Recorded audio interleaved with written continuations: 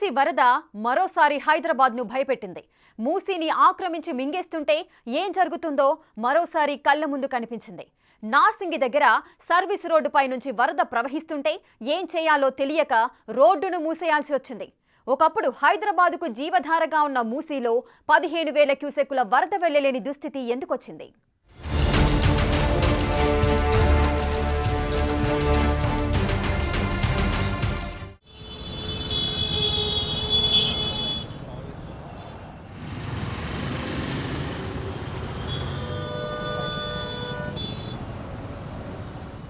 ORR service road పై నుంచి మూసీ నది ప్రవహించటం ఎప్పుడైనా చూసారా? కానీ ఈ ఇయర్లో అది జరిగింది. మూసీ ప్రవాహం కారణంగా ఏకంగా సర్వీస్ రోడ్ పై రాకపోకలను నిలిపివేశారు. భారీగా వర్షాలు కురిశాయి. అందుకే మూసీ ఉగ్రరూపం దాల్చింది. రోడ్డుపైకి నీళ్లొచ్చాయి. ఇదే కదా మీరనుకునేది?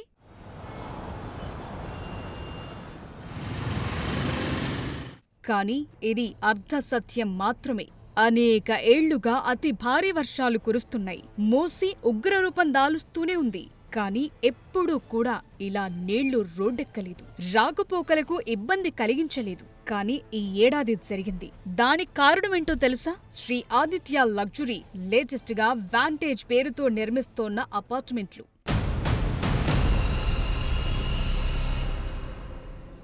నీరు రోడ్డెక్కటానికి శ్రీ ఆదిత్య కన్స్ట్రక్షన్స్ కి ఏంటి లింక్ అంటారా?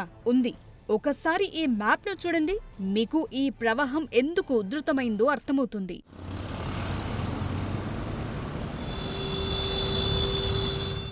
నదీ ప్రవాహం వెడల్పు తగ్గిన కొద్దీ దాని ఉధృతి పెరుగుతుంది. ఇది మనందరికీ తెలిసిన విషయమే. ఇప్పుడు ఇదే సమస్య ఇక్కడెదురైంది. ఇక పక్కాగా తెలియాలంటే ఒక్కసారి మనం పాస్ట్లోకి వెళ్ళాలి.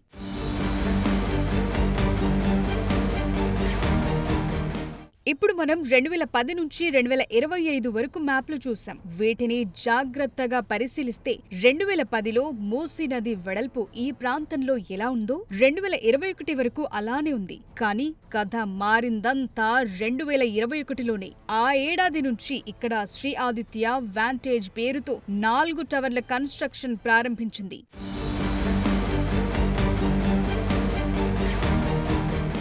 2022లో ఈ ప్రాంతాన్ని చదును చేశారు. కానీ 2023లో ఇక్కడో మార్పు కనిపిస్తోంది. అదే ఫెన్సింగ్. 2022లో నవంబర్లో పనులు ప్రారంభం కాగా 2023 ఏప్రిల్ నాటికి మూసీ నది బఫర్ జోన్లో ఓ రిటర్నింగ్ వాల్ లాంటి కంచె దర్శనమిస్తోంది. ఆ ప్రాంతాన్ని మొత్తం చదును చేశారు. అక్కడ మట్టి కూడా నింపేశారు. పక్కా ప్లాన్ తో నదిని పూర్తి చేశారన్నది ఈ మ్యాప్లు చూస్తే క్లియర్ కట్ గా అర్థమైపోతుంది. అయితే బిగ్ టీవీ టీం మరింత డీప్ గా ఈ ప్రాంతాన్ని స్టడీ చేసింది. మరోసారి పాస్ట్ లోకి వెళ్ళింది. 2010లో ఇక్కడ మూసీ నది ఎంత వెడల్పు ఉండేదానిపై ఫోకస్ చేస్తే అసలు విషయం వెలుగులోకొచ్చింది. 2010లో ఇక్కడ మూసీ నది 105 మీటర్ల వెడల్పుండేది. చూస్తున్నారుగా అక్కడ ఎంత నీరుందో. అదే ప్రాంతంలో ఇప్పుడు చూస్తే మూసీ నది వెడల్పు 71 మీటర్లు మాత్రమే ఉంది.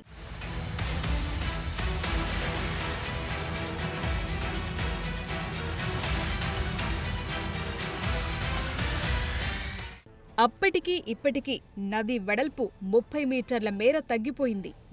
లేదు, ఆ 30 మీటర్లను మింగేసింది శ్రీ ఆదిత్య లగ్జరీ.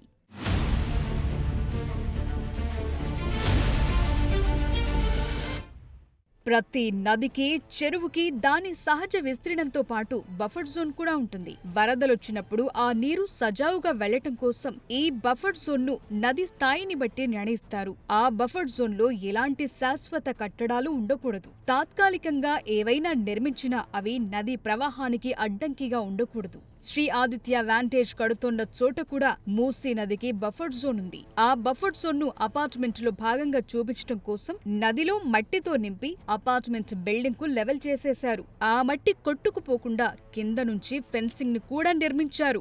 ఈ విజువల్స్ లో అవి స్పష్టంగా కనిపిస్తోంది చూడండి. మూసీ వరద ప్రవాహాన్ని ప్రస్తుతం అడ్డుకుంది కూడా ఈ భాగమే.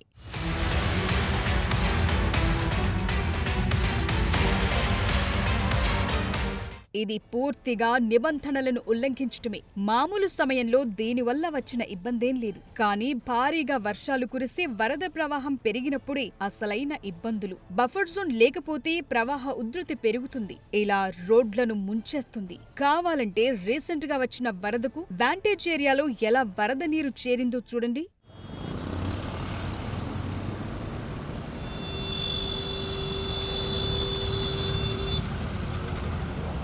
శ్రీ ఆదిత్య వాంటేజ్ ఇక్కడ 4 టవర్లను నిర్మిస్తోంది. ఇందులో 4 BHK, 5 BHK అపార్ట్మెంట్లను నిర్మించి అమ్మకానికి పెట్టనుంది. 4 BHK ఫ్లాట్లు 6,500 SFT, 8,300 SFT, 5 BHK ఫ్లాట్లు 13,000 SFT. అంటే ఇవన్నీ లగ్జరీ ఫ్లాట్స్ అని అర్థమవుతోంది. బఫర్ జోన్ లో నిర్మాణాలు చేపట్టడం ప్రవాహానికి ఆటంకం కలిగించడం మాత్రమే కాదు, ఈ నిర్మాణాలు ఈ కన్స్ట్రక్షన్ కు కూడా ఇబ్బందే.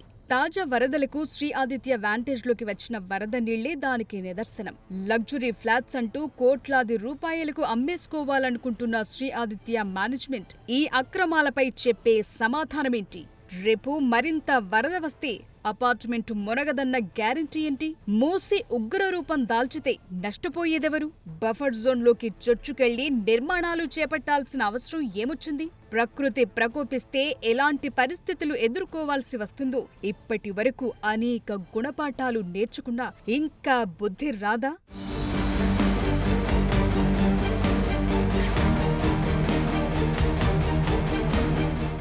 ఈ నిర్మాణాలు రాత్రికి రాత్రి జరిగినవి కావు, 3 ఏళ్లుగా జరుగుతున్నాయి. ఇలా ఓపెన్ గా నదీ ప్రవాహంలో మట్టి నింపుతుంటే ఎవరికీ కనిపించదా? ఫెన్సింగ్ వేస్తున్న HMDA అధికారులు కళ్లు మూసుకుని కూర్చున్నారా? మరోవైపు ORR పరిధిలో చెరువులను చెరపట్టినా, ప్రవాహాలను అడ్డుకునేలా నిర్మాణాలు చేసినా బెండు తీస్తామంటోంది హైడ్రా. మరి మూసిని ఇలా అడ్డగోలుగా శ్రీ ఆదిత్య మూసేస్తోన్న సంగతి కనిపించటం లేదా? ఇప్పటికైనా మించిపోయింది లేదు. మరో ప్రమాదం జరక్కముందే అధికారులు మేల్కొంటే మంచిది.